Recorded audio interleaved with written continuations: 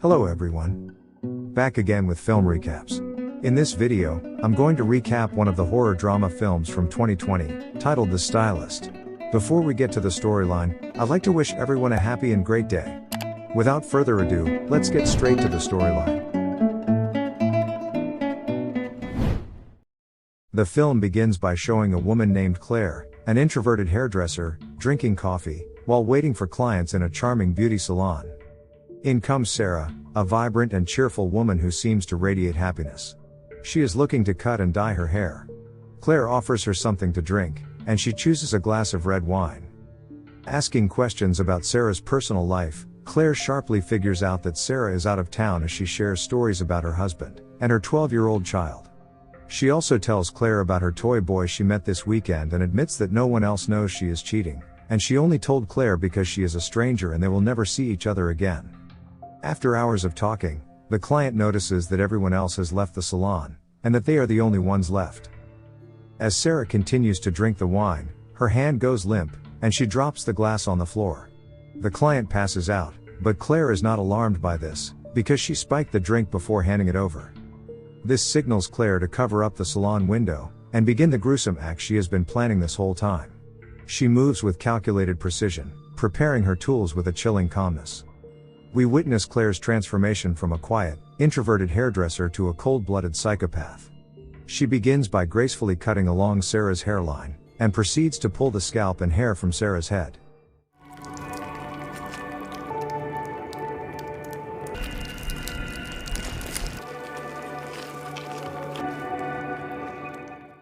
Back at home, we find out that Claire is a lonely woman. Nobody lives with her, except a dog who is always there, waiting for its psychotic owner to come home. Claire retreats to the basement, a haunting lair where she hoards her victims' belongings. The room is filled with mementos and hair pieces, each representing a life Claire has stolen. She arranges the stolen hair into wigs, each one becoming an eerie symbol of her twisted desire to be someone else. She gazes into the mirror, addressing herself as if she were Sarah, reliving the happiness and love she could never attain in her own life. The chilling scene is a haunting portrayal of Claire's fractured mind. The next day, we get a glimpse into the life of the other woman, named Olivia.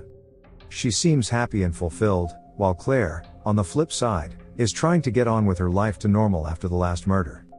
When she stands in line to get her morning coffee, she notices a small drop of blood is still on her boot, and she gets a little preoccupied trying to cover it up. Finally, she manages to get rid of it and gets her coffee from the barista, who already knows her because she's a regular customer there. She seems to be lost in a world of her own, but reality hits when she receives a text from Olivia, one of her loyal customers, seeking Claire's expertise for her upcoming wedding. Reluctant, Claire hesitates to accept the request, knowing the disturbing fate that often befalls those who enter her world. To add, Olivia has no one else to turn to at the last minute, so she hopes that Claire will accept, praising Claire to her colleagues and saying she is a magician with hair. Later that evening, Olivia's hopes come true when she receives a text from Claire, stating that she will do it. But little does Olivia know that Claire is stalking her not far from her house. The following day dawns like any other in Claire's life, a facade of normalcy concealing the darkness lurking within. Olivia arrives at the salon, her excitement and nervousness visible as she envisions the perfect look for her wedding. Yeah, it's totally normal.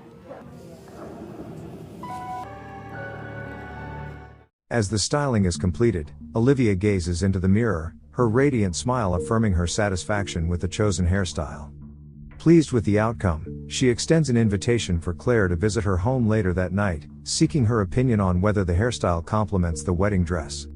The idea of stepping into Olivia's world both intrigues and disturbs Claire, but she is glad to have someone in her life who she can call a friend at least. Later that evening, the door opens to a warmly lit interior, where Olivia welcomes her with genuine warmth. The apparent contrast between Olivia's world of happiness and her own pit of darkness becomes apparent.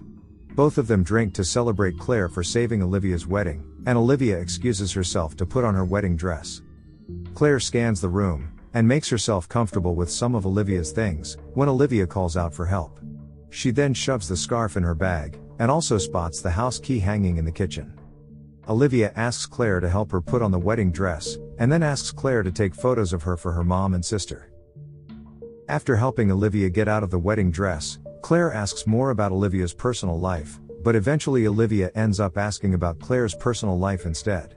It's a little obvious that Claire isn't used to being asked these kinds of questions, and she shares that her dad was not around and that her mother passed away when she was only 17 years old. Olivia then encourages her by saying her family would be proud of her for what she's doing now, which is scalping her clients. Their moment gets interrupted when Olivia's soon-to-be husband, Charlie, comes home, who just dismisses Claire and excuses himself. This makes Claire uneasy, so she says her goodbyes and leaves. When she gets in the car, she has a breakdown, berating herself for acting poorly and awkwardly around Olivia. Later on, she stops at her usual coffee shop just as it is closing. They are not serving anymore, but since Claire is a regular, Dawn, the barista, makes an exception and makes her a coffee. However, when she isn't looking, Claire spikes her drink. After receiving her coffee, Claire leaves the shop and sips it outside, while she waits patiently for the drug to take effect. 4.3 minutes later, Dawn finally collapses, and it is now time for her to claim another victim. Inside the coffee shop, as she always does, Claire begins by cutting Dawn's scalp like a piece of paper.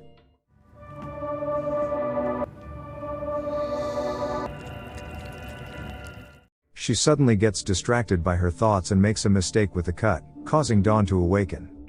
Panicked, Claire stabs her multiple times in the chest until she dies. She cleans up the mess she made, and throws it in the trash. The next day, Claire is in her basement, covering all the trophies she has collected. She steps out of the basement, drops the basement key inside, and boards up the entrance, seemingly wanting to stop the killing once and for all. Prior to this, Olivia invited Claire to her bachelorette party, and she agrees to join her after all the bad stuff she'd done. A few days pass. When Claire is cutting her client's hair, a man walks in, saying his sister Dawn has been missing for 2 days, and wants to leave a missing poster in the salon.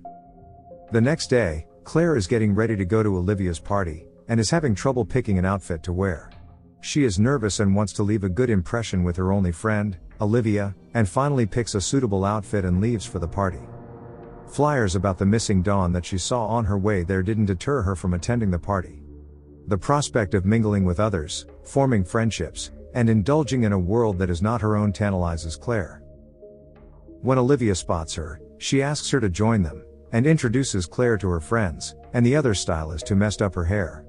They then make a toast and decide to having a fun night dancing, drinking, and spending time together. Later in the night, Olivia tells Claire that she is unsure about marrying Charlie, and this makes Claire remark on her fiancé's dismissive behavior previously. Olivia also asks Claire to go running with her after the wedding is finished, so Claire lies, telling Olivia that she loves to run just so she can be her jog buddy. When Claire goes to the bathroom, some of Olivia's friends make their way in too, so she hides behind them and listens in as they gossip about her. Monique is confused about why Olivia would invite such a weird person to the party, and the other girl calls Claire a creep. Claire is upset as she thought everything was going smoothly, and as a coping mechanism, her evil tendencies begin to emerge again. She ends up leaving on her own in her car, about to go home, when she sees Olivia and her friends leave the club and get into a car. And so, she follows Monique all the way to her house, until she sees the friend and a man enter the house. While battling her urges, she sneaks into the house and finds the couple asleep.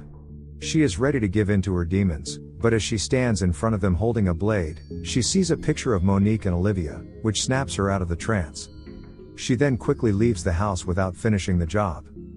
The following day, Claire didn't hear back from Olivia after sending her a thank you message last night. She tries to message her again and asks if there's anything Olivia needs help with, and Olivia replies that they've got it all covered. This disappoints her, because she wants to be involved, and be part of Olivia's life. Days pass, and the void within Claire grows. She yearns to fill the emptiness that claws at her soul, and her fixation on Olivia intensifies. Every morning, Claire's ritual begins by checking Olivia's social media, a window into the life she longs for. Claire's desire overwhelms her, and she finds herself following Olivia's every move. She watches her during her morning jog, hidden in the shadows. Claire's relentless pursuit of connection, however tenuous, is driving her to the brink of madness. In a daring move, she shows up at Olivia's workplace. Seeking an opportunity to get closer to her, she offers her assistance with wedding preparations. Olivia is puzzled, as she never told Claire where she worked, and expresses her desire to spend some time alone before her wedding day. Watching Claire try to be supportive and give her advice on not getting married since Olivia said she was unsure about her fiancé, Olivia just has enough of Claire trying to be her friend. The morning after their uncomfortable encounter, one day before the wedding, Claire texts Olivia, asking to talk. Her anxiety peaks, and with each passing minute without a reply, her desperation grows. She can't bear the silence, so she calls Olivia, but it is Charlie who picks up the phone. Lost for words, Claire tries to offer help for the wedding preparation again, but as Olivia is busy with the wedding, Charlie just ignores her persistence, and tells her to come early for the wedding tomorrow. Unable to resist the pull any longer, Claire gives in to her impulses and decides to sneak into Olivia's house later that evening, to check if Olivia is really busy with her preparation. She couldn't stop thinking about being close to her one and only friend again, and every moment without contact intensifies her fear of rejection and abandonment. Inside Olivia's room, Claire is overcome with an intense desire to take on Olivia's identity. The line between reality and fantasy blurs as she puts on Olivia's nightdress and smells her perfume, trying to absorb every piece of her life.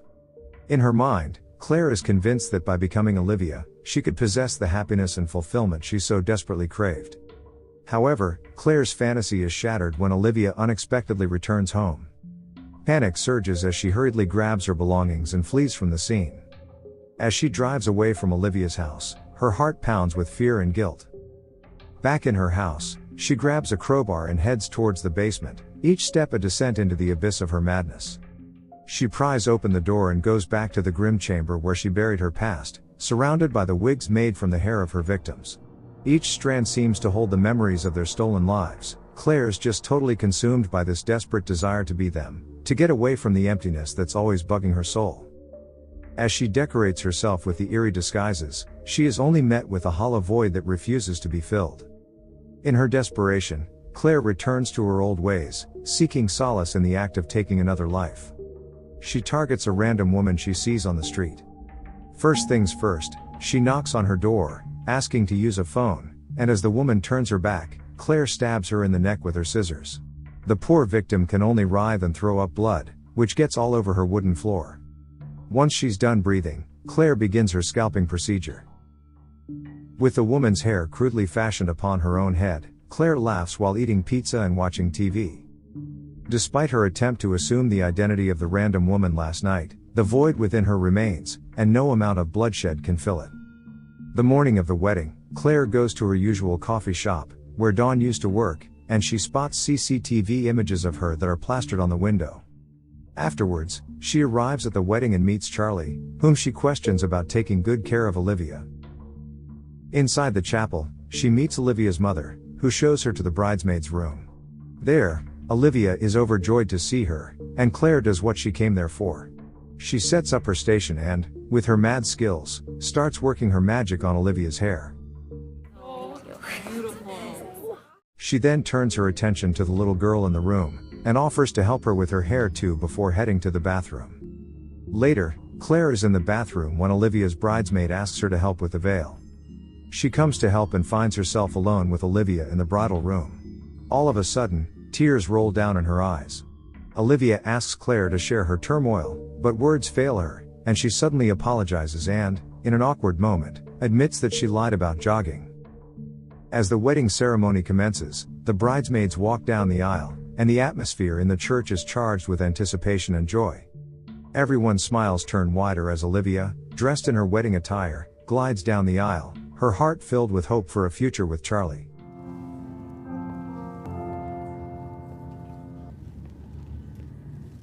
Finally, the moment arrives as the bride stands in front of Charlie.